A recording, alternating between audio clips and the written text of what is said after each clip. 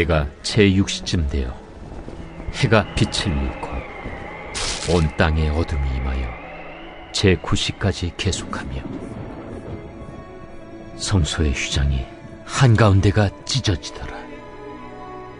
예수께서 큰 소리로 불러 이르시되, 아버지, 내 영혼을 아버지 손에 부탁하나이다. 이 말씀을 하신 후 숨지시니라. 백부장이 그 된 일을 보고 하나님께 영광을 돌려 이르되, 이 사람은 정령 의인이었도다.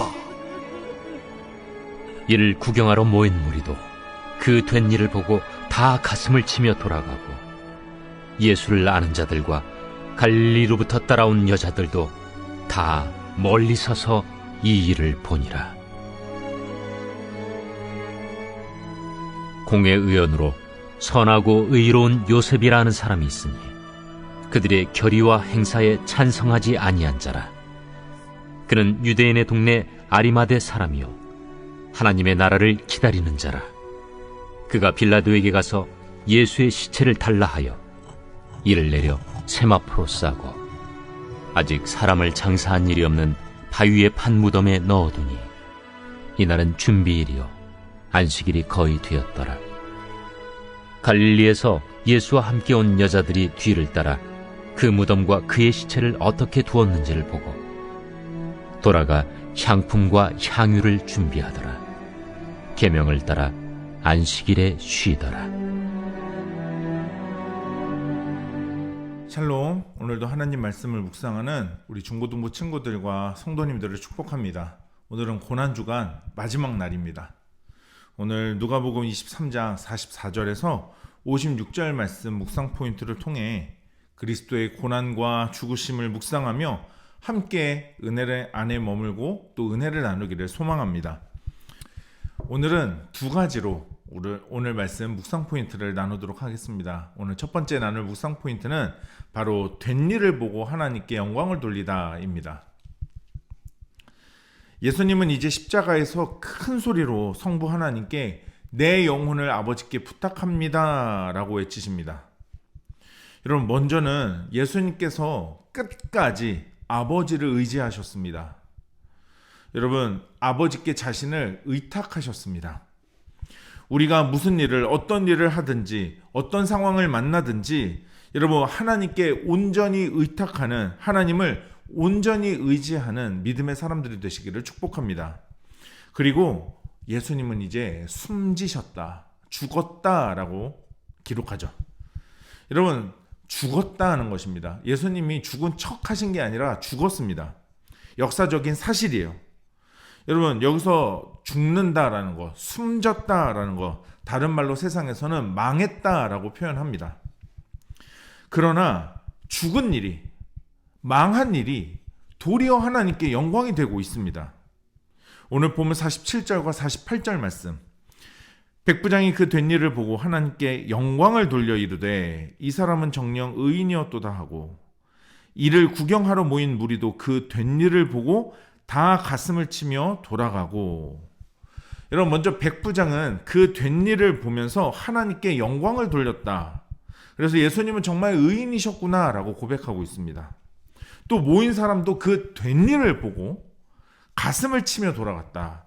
여러분, 가슴을 치다 라고 하는 말은 회개 그리고 슬픔을 상징하는 말로 그냥 이렇게 가슴을 치면서 집에 갔다는 말이 아닙니다. 바로 잘못되었다, 내가 뭔가 잘못했다 라고 하는 것을 느꼈다라는 거죠. 다시 말하면 회개했다라는 의미라고 할 수도 있습니다.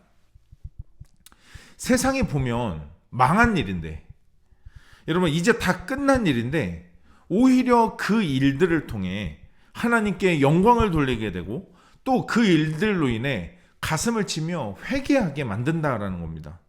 여러분, 이것이 하나님이 일하시는 방법입니다.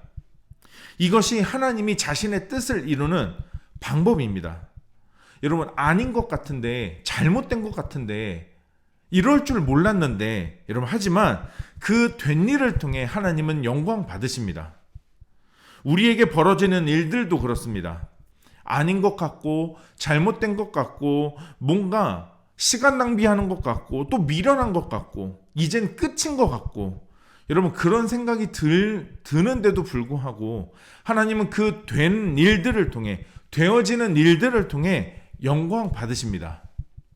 여러분 우리의 삶과 인생 가운데 그 된 일을 통해 영광 받으시는 주님께서 오늘도 우리를 통해 영광 받으실 것입니다. 여러분 이것을 믿고 신뢰하는 여러분 되시기를 주님의 이름으로 축원합니다. 오늘 예수님이 죽으셨다, 망할 것 같은 그 상황, 그러나 도리어 하나님은 그 일을 통해 영광 받으셨던 것처럼 우리에게 하나님은 우리의 된 일들을 통해 영광 받으실 줄 믿습니다. 두 번째로 함께 나눌 묵상 포인트는 바로 대세를 따르지 않는 용기입니다. 50절 말씀부터는 아리마대 사람인 요셉의 이야기가 나옵니다. 이 이야기는 다른 복음서에도 기록되어 있지만 조금씩은 차이가 있습니다. 자, 오늘은 누가복음 말씀에만 집중해서 이 아리마대 사람 요셉에 대한 이야기를 좀 나누도록 하겠습니다. 여러분 그는 공회의원이라면서 여러분 이 공회의원이라고 자신의 신분을 말해주는데 이 공회의원이라면 당시 유대인 사이에서는 상류층의 사람입니다. 신분과 지위가 높은 사람이라는 거죠. 그런데 오늘 본문의 재미있는 것은 당시 공회는 종교적 재판을 담당하는 곳이기도 했는데 여러분 아리마대 요셉은 예수님에 대한 처분을 결정할 때 그들의 결의와 행사에 찬성하지 않았다라고 오늘 아리마대 요셉을 누가복음은 설명하고 있습니다. 유대인이지만 공회의 높은 위치에 있는 사람이지만 대다수 당시 사람들은 예수님을 십자가에 못 박으라고 요구했습니다. 여러분 그런 것을 결정할 때 여러분 그는 찬성하지 않았다는 겁니다. 동의하지 않았고 동조하지 않았다는 겁니다. 그는 많은 사람들 가운데서도 그 소신껏 행동했고 소신껏 결정했습니다. 남들이 찬성 던질 때 반대로 던졌다는 얘기죠. 여러분 그는 대세를 따르지 않았습니다. 뿐만 아니라 그는 예수님의 시신을 내어달라고 합니다. 여러분 이것도 자기가 예수님을 따르는 사람이라는 것을 드러내는 행동인 거거든요. 당시 상황에 비춰봤을 때 여러분 예수님을 나는 따르는 사람이다 라는 것을 드러낸다라는 건 용기가 없으면 못하는 것입니다. 여러분 앞서 베드로를 보세요. 예수님을 따랐던 베드로는 그 상황에서 결국은 자기가 예수님을 따랐던 사람이라는 것을 부정하고 숨기려고 하잖아요. 오늘 이 아리마대 사람의 요셉의 행동은 엄청난 용기를 필요로 합니다. 예수님에 대한 처분을 내릴 때 나는 너희와 생각이 다르다 반대를 던졌던 것, 예수님의 시신을 내어달라라고 말했던 것, 여러분 용기가 없었다면 할 수 없었던 일이라는 거죠. 특별히 이 용기는 세상의 흐름을 그리고 대세를 따르지 않는 용기라는 점에서 더 대단한 것입니다. 여러분 세상이 이쪽이라고 할 때 저쪽이라고 대답할 믿음의 용기가 우리에게 있어야 한다는 것이죠. 세상이 이거라고 말할 때 우리는 저거라고 말할 수 있는 용기가 있어야 된다는 겁니다. 세상의 흐름에 역행할 용기 여러분 가지고 계십니까? 여러분 그 속에서 당하게 될 예수로 인해 우리 세상에서 당해야 될 믿음으로 인한 핍박과 조롱을 여러분 감당할 용기가 있냐는 것입니다. 우리가 믿음으로 산다는 것, 그리스도인으로 산다는 것, 여러분 바로 이런 의미입니다.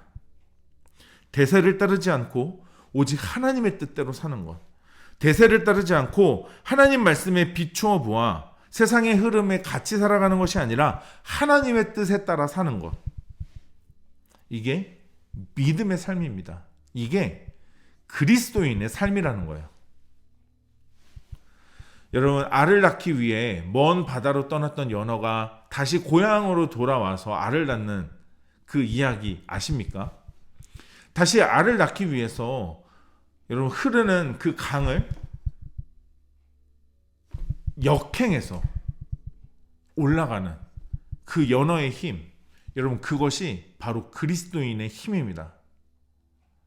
여러분 오늘 하루도 오늘 이 말씀을 묵상하시는 가운데 하나님께서 주시는 은혜와 결단이 있기를 소망합니다.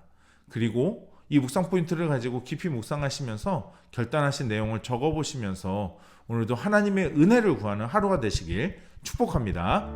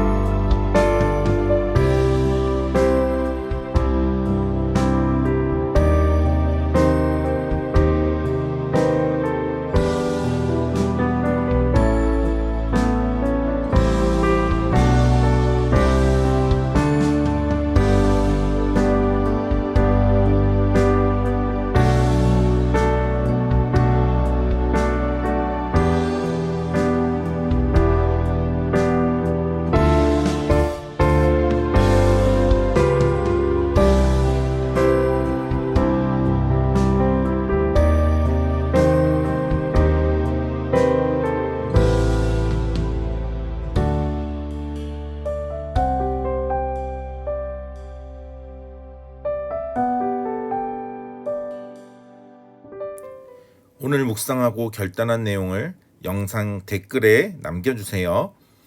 오늘 영상은 여기까지입니다. 오늘 하루도 하나님 말씀으로 믿음으로 승리하는 하루 됩시다. 샬롬.